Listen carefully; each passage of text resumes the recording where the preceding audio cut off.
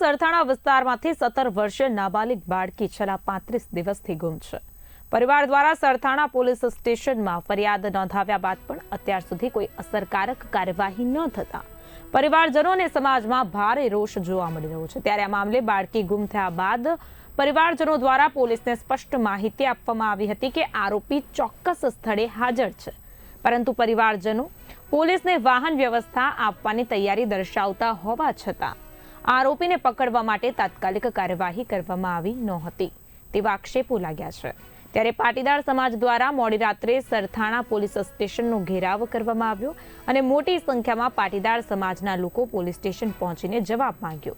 તો બીજી તરફ પીઆઈ કરપડા રાત્રે પોલીસ સ્ટેશન ખાતે પહોંચ્યા અને જણાવ્યું કે અમારી ટીમો શોધખોળ કરી રહી છે।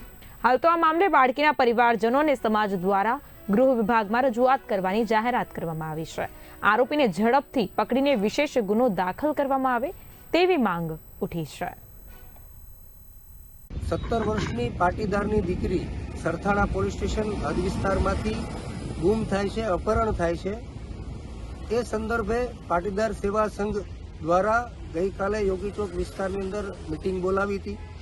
એ મિટિંગમાં સર્વાનુમતે એવું નક્કી કરવામાં આવ્યું કે આપણે પીઆઈ સાહેબ પાસે અથવા તો જવાબદાર અધિકારી પાસે જવાબ લેવા જઈએ ને જવાબ લેવા ગયા ત્યારે ફરી પાછું જે પ્રમાણે 35 દિવસથી દીકરી ગુમ છે અને રોજબરોજ પરિવાર દ્વારા પરિવારને જે આશ્વાસન આપવામાં આવતું હતું કે 12 કલાક, 24 કલાક, 36 કલાક, 48 કલાકમાં અમે દીકરીને હાજર કરી દઈશું અને સહી સલામત અમે દીકરીને લાવી દઈશું, પરંતુ 35 દિવસ સુધી જ્યારે કોઈ પરિણામ નથી મળતું ત્યારે સમાજ એકત્રિત થઈ, પાટીદાર સમાજના યુવાનો એકત્રિત થઈ અને પરિવારજનો સાથે પોલીસ સ્ટેશન પહોંચ્યા હતા અને પોલીસ સ્ટેશનમાં જવાબદાર અધિકારી પાસે ફરી જવાબ માંગતા અધિકારીએ ફરી પાછા 2 દિવસનો સમય માંગ્યો હતો।